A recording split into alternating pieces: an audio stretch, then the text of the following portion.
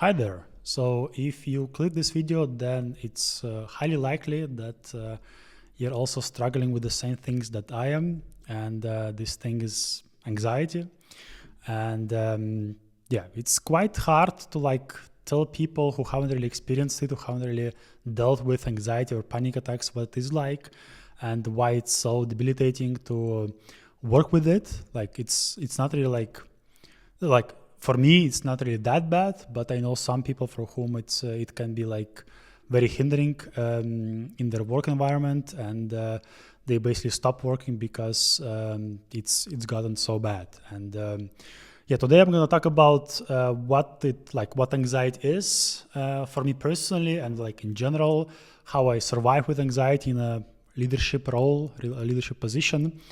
And I will tell a few stories about how I cope with anxiety, how I deal with anxiety, and basically like how I try to use anxiety for my benefit. I know it sounds kind of weird, but that's how it is. So today we're gonna talk about like anxiety. I don't have any script for this video, by the way. I haven't written any notes. It's mostly like me just talking about my life, my experience, like working with anxiety and being a CTO. Again, like it's a leadership role which involves a lot of decision making, a lot of accountability, responsibility, and anxiety is really something that I'm dealing on a daily basis. So I really hope this video will be relatable to you, and you'll find something useful from it. Like you get some value that will help you maybe tackle your own situation that you're in. And I just wanted to tell you also, you're not alone. There are many like us. I know many people in leadership positions who have anxiety and panic attacks. And yeah, I'm one of those, and I'd like to tell you my story and how I try to how it all started and how I survive right now. So if you read my blog, you know that I've been in software development since, well, a few years now, about 15 years now. And I've been building like digital products all my life. I think that's, again, like it's not something that I chose. It's something that happened naturally for me. I was also always coding even when I was a kid, and this evolved into me becoming a CTO and nowadays running a digital agency in Switzerland.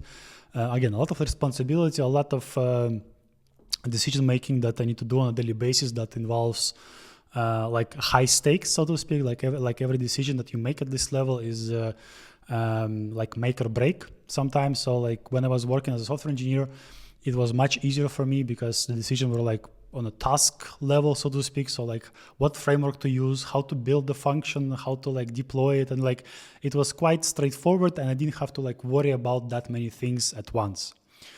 But anyways, like I've been doing this all my life. I've been building software all my life, and but I was always a bit of an anxious person. I was always dealing with some kind of like a worry or like a small fear, but it was never bad. It was never on that level where I couldn't function as a person. And then I think like 7 years ago or so, I had like a small, almost, okay, that sounds weird, but I had a nervous breakdown, and back then I was a senior software engineer, I think so, yes. And I was responsible for this release that I want to do. Again, I was in charge of releasing this product. The clients were waiting. They were like eager to see what we all developed, and I took on the responsibility of like making sure that it happens right, making sure that it happens perfectly. And I'm going to mention it in the next few minutes, but the perfection is your enemy. So keep that in mind. And yeah, like I grew up that everything needs to be perfect. And this time, like during that release, everything went not according to plan. So I remember like things breaking, things just not working as we tested them. And this was such a huge blow to my confidence as an engineer. Like I attached so much of myself to this code that it was hard for me to not perceive this as a personal blow to myself. Like the failure of the release was my personal failure as a person. So I failed as a human being. So I know it sounds weird, but that's how I was feeling at the time, and that served as a trigger for me back then, and triggered my whole like generalized anxiety disorder, which I still have. And that's when I got introduced to panic attacks and the whole physical symptoms of a panic attack, and the whole shebang of like physical feelings of dread, of like impending doom, of like increased heart rate, of the feeling that everything is just crumbling, that you're like barely holding on. I've been there. I still sometimes am, again, like, so I can relate to, if you're watching this video, like I know how you felt, I know how it goes. And I just want to also, like, in between, I want to say it gets better, it will pass, it will also get better for you, hopefully.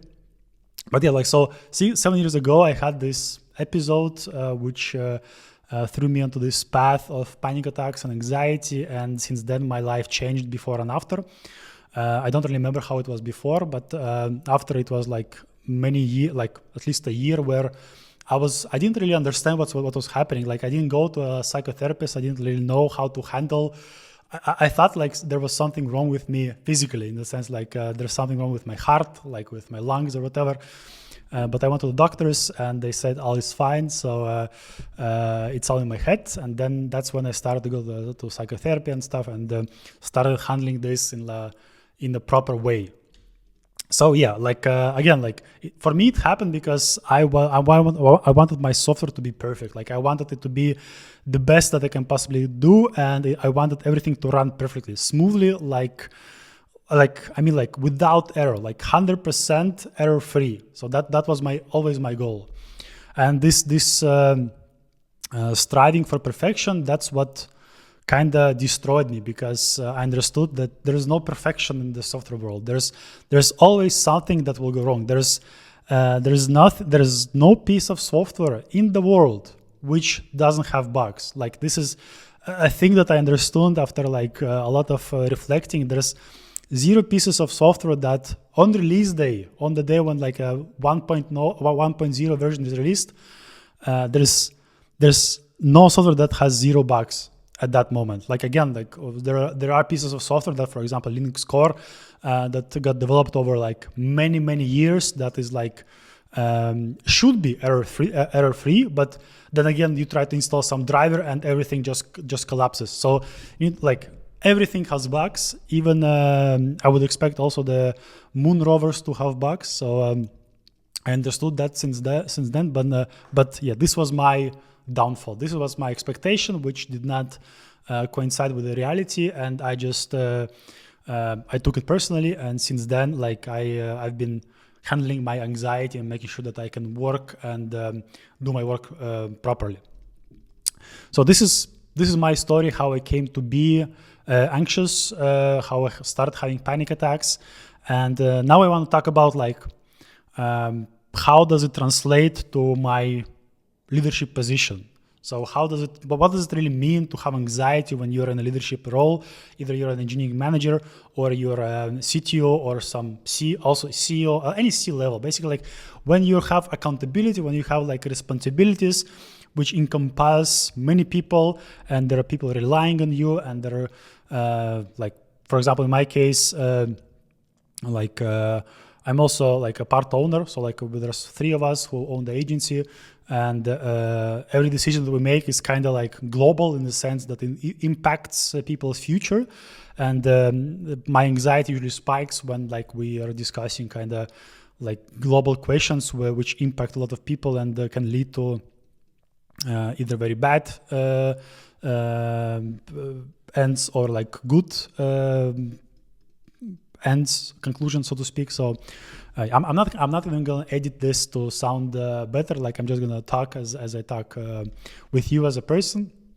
So imagine that. So my daily life is handling decisions, making sure that we stay afloat, making sure that we survive, making sure that with the software that we build is on a level where we can be proud of it. So imagine, so an agency business is a bit different than a product business. So if you're working at a startup who has like a single product, I think that's a bit easier. So I'm not gonna like downplay your anxiety, but it's easier because you have like a single goal, so to speak. You have a single product that you can focus 100% of your mental capacity on.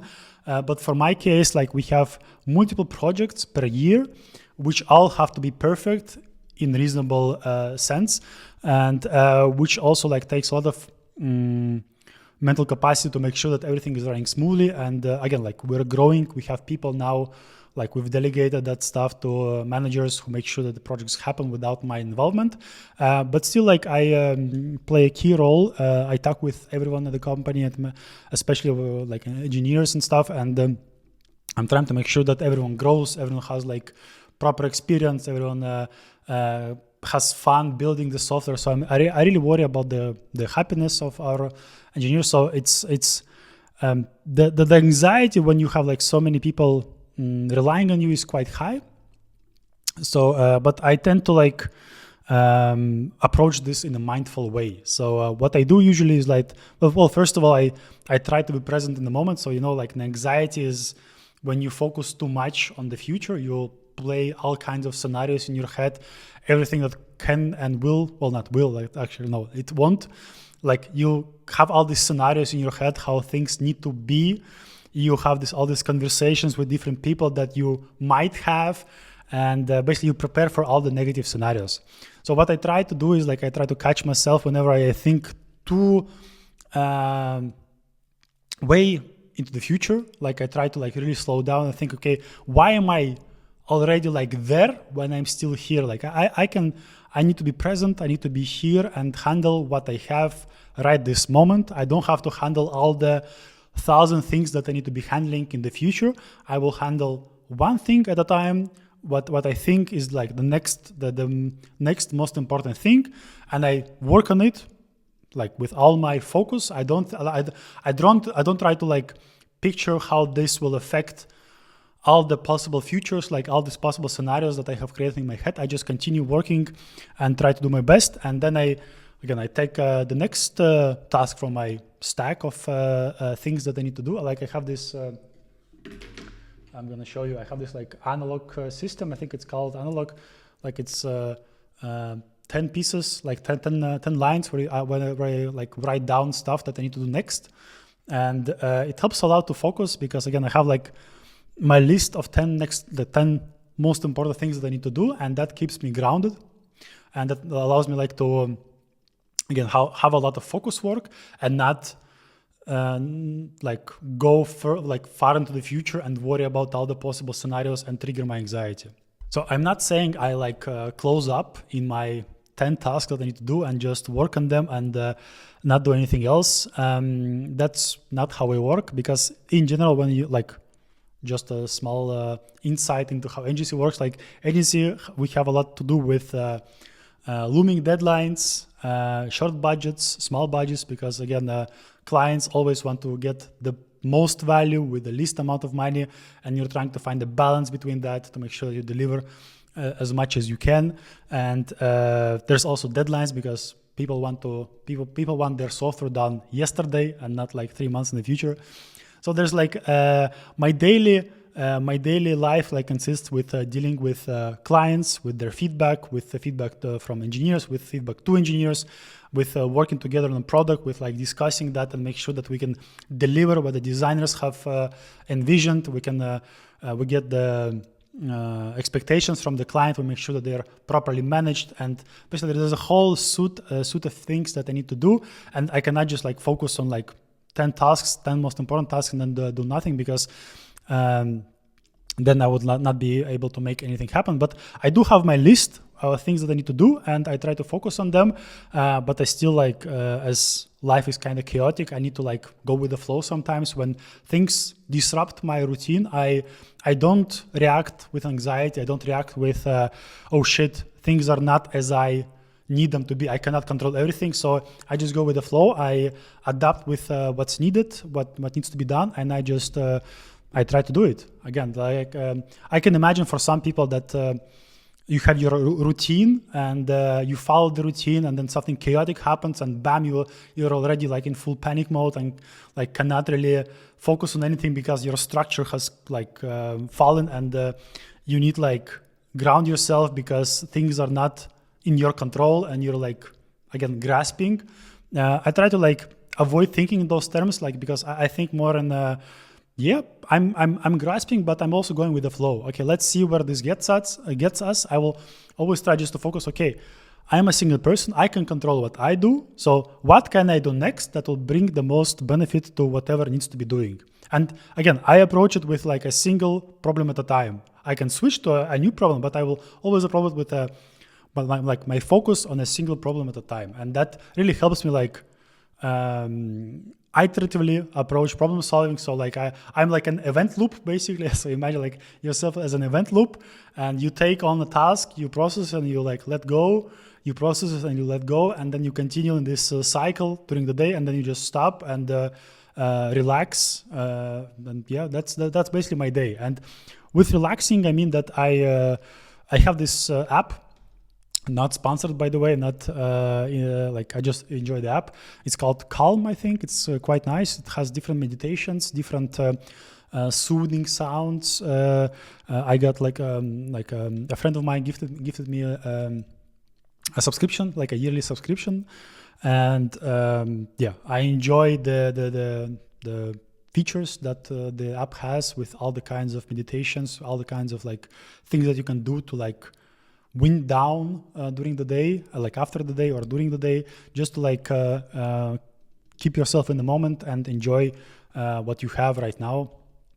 And yeah, this keeps me grounded, and this helps a lot. I used to also worry about all the projects that we need to get, so like the sales pipeline, so to speak. So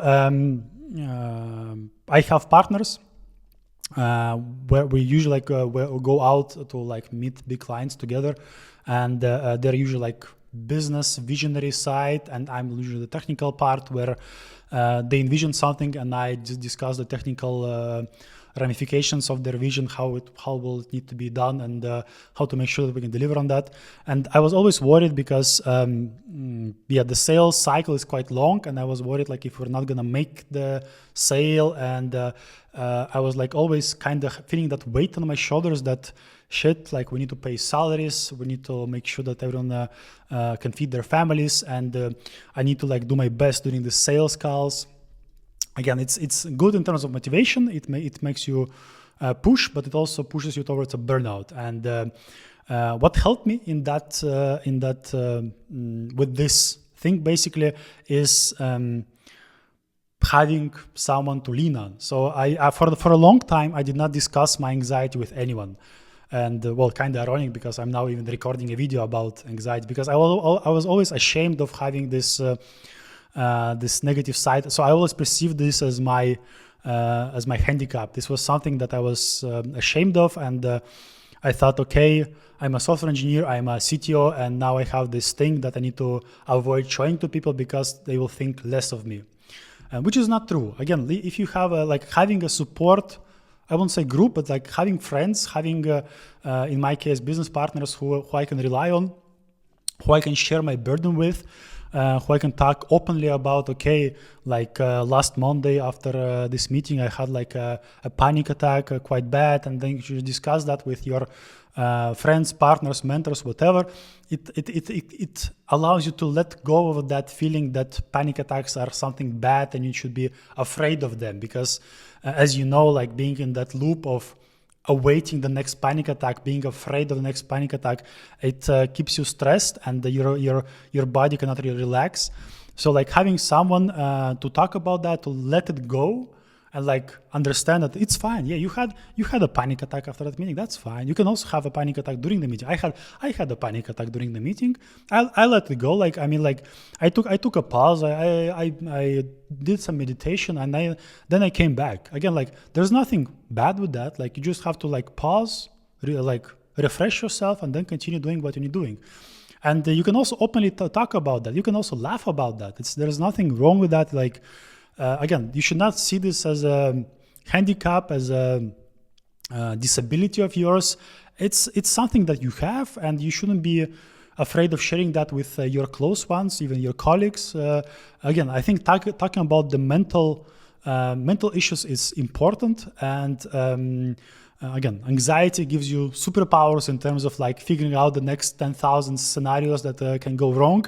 It's an invaluable skill that you can have as a CTO because you can plan for all the possible negative sides, especially when you're thinking about security. You're always one step ahead. Again, it allows you to, it has its benefits because it's your body reacts differently to stress, and for some people it's like increased empathy. You can notice how people's emotions change during the conversation, and you're like acutely aware of how things are. You're acutely aware of what the other person is feeling, and you're trying to adapt to that. That can also be viewed as a skill. So like keep that in mind. It's not something you should be ashamed of. It's something that you have, and again, it is how it is. You don't have to like accept it as it is. You can of course work on it, make it better, but in general, like don't think of it as a disability. You're a unique combination of your skills, of your things that can like negatively impact you, and that makes you, and that's it. So if you have anyone, discuss that openly, colleagues, your fellow team members, and I assure you they'll react empathetically, and if not, then those are not the people that you want to work with. And also have friends like that who will react negatively to you, sharing that you have a panic, like a anxiety issue or like a panic issue. Again, you need to find people who are like who will raise you up and not bring you down.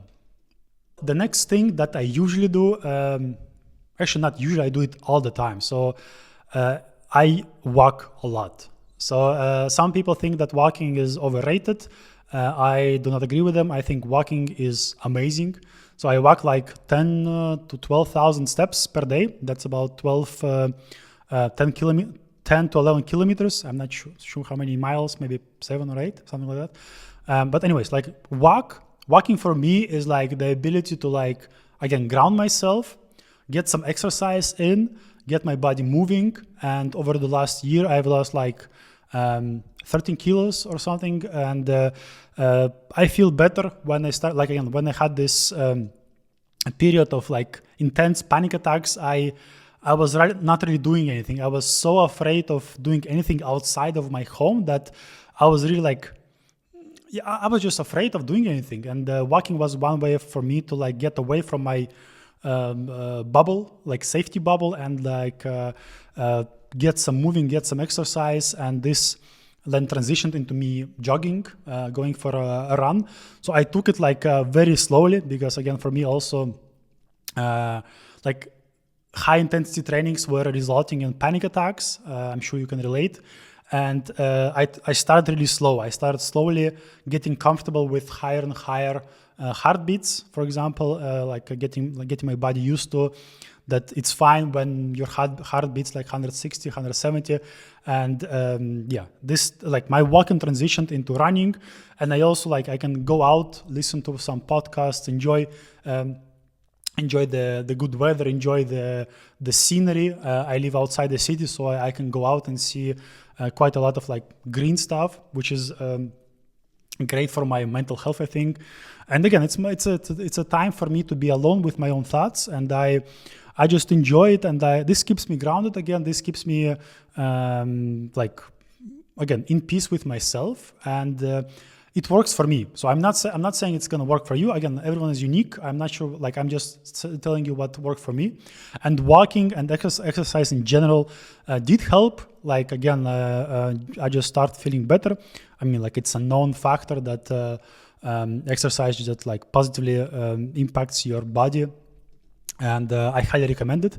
I also recommend psychotherapy just in general. Like they can give you pills and stuff. They can make sure that you're like the therapy plus drugs can like have the most effect when you're like open to that, when you're like really trying to put effort into it. So I'm skeptic about the therapy because again, in the sense that, how can I put it? So I'm skeptical when someone tells me how to live my life.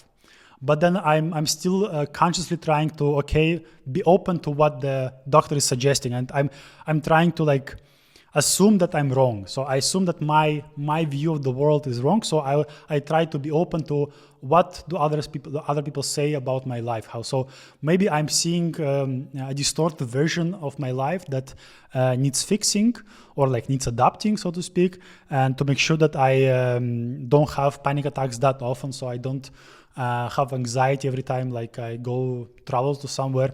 And I try to be open to what people are saying, just to see like maybe I'm wrong, maybe other people are right, maybe this helps. And yeah, this helps me like function, and this helps me like move into the future with positive like emotions. At work, I also try to cultivate like a culture of speaking out if you're down, or like if you're having some kind of weird emotions, or you're struggling in your personal life with something. I try to make sure people speak out, and because this is not something that needs to be like bottled up inside you. You can share that. We can make sure that like if your work is suffering, for example, because you cannot get yourself out of bed, we'll discuss like maybe you need to take a time off, maybe you need to go to a spa, to a doctor, to like travel somewhere. Like I'm trying to cultivate some culture where I know how it is, I know how it can be. So I'm trying to make sure that all of the employees have someone to turn to, someone to go to, so someone to talk about their issues. And again, we are a small company. We don't have 10 HR people, 10 psychologists who are open to talking to you, but I'm trying to be that person who people can approach and talk about all their issues, and like be sure, like for example, if they cannot work for a week, then we just tell them, okay, take your time, relax. You can take a week off and stuff, and make sure that you come back better. But again, this is also one of the things that I'm trying to do, like just cultivate an environment around me which is mental issue aware, so to speak, so that also makes it easier for me to handle my mental issues, in the sense like with the anxiety and panic attacks. And this worked quite nicely. This still works quite nicely for me personally, and also for our employees. And yeah, again, like in the sense, you as a leader, it's not like you have anxiety and you need to push through the fear, push through everything, and just like bottle it up and hold it together. You're a man, you need to do that. And like everyone is relying on you, so you need to like be at 100% 24/7. That's not true. You can be vulnerable. You can showcase that you have anxiety. You can showcase that you're working on figuring out how to control it, how to manage it. And again, you need to showcase that you're also human, and you will also become more relatable in the company. So if people know that you're also struggling with some things, it will be easier for them to come to you and tell them that they're suffering also from something. Because in this world, everyone is suffering from something. So keep that in mind, because you cannot be perfect at all times. You as a leader need to showcase that it's okay to not be perfect. It's okay to fail sometimes. It's okay to like get up and continue walking. That's what dealing with anxiety is. So for example, on Mondays, you get smashed by a panic attack. That's fine. You get up, you continue working, you do your best, you grow from it, and you try to showcase a good example to your employees that, okay, yeah, I had a panic attack. It was bad. I had like a bad day, but I'm still here. I'm still working nicely, and I can still deliver on on my promises. And yeah, it's not fun, but it is how it is. So if anyone else has any issues, like speak up. Let's talk about it. Let's move forwards together. Let's grow together. Let's become better people together. And that's what I also want to cultivate, and that's also what I want to conclude the video with. So I have anxiety. You probably also have anxiety. If you're watching this video, if you found everything that I mentioned relatable, then I want you to know that you're not alone. So this is a very, very popular thing amongst leaders. Some people deal with medication. Some people deal with this with alcohol. Some people deal with drugs and stuff. Highly not recommend doing that. Again, like it's something that you need to manage, you need to live with, and however works for you in a healthy and like manageable way, like you just continue doing that. So, but like alcohol and drugs, bad way, you should not do that. But anything else that works for you, exercise, meditation, taking pauses, like taking vacation, talking with people, do that, and know that you're not alone, and it's not a disability. It's more of a, like your personality trait that you need to understand how to work with. You need to understand how to be proficient with, and you can do that. And I'm an example of that. Again, I have panic attacks quite often, but they do not hold me down. I get beaten down by a panic attack, but I get up and I continue working. I continue talking about this. Like, it's not something that will pull me down for long periods of time. I will always understand that this too shall pass. So there's this great quote from the Dune, I think, that something about fear, like fear will pass me and only I will remain. I mean, like, it's more fancy when you hear it in the movie or in the books, but that really resonates with me. Fear will pass. Everything will pass. Everything that you're experiencing during the panic attack, it will pass, and everything, every moment will pass. So why not focus on now, here and now, and do what you need to do, and you just wait for the next moment to shine, and it will come. You will try. You will be your best. You will grow from it, and that's basically my message. Panic attacks will beat you down, but just get up and continue living your life, and it does get better eventually. It will take years and years of therapy. If you're deep in panic attacks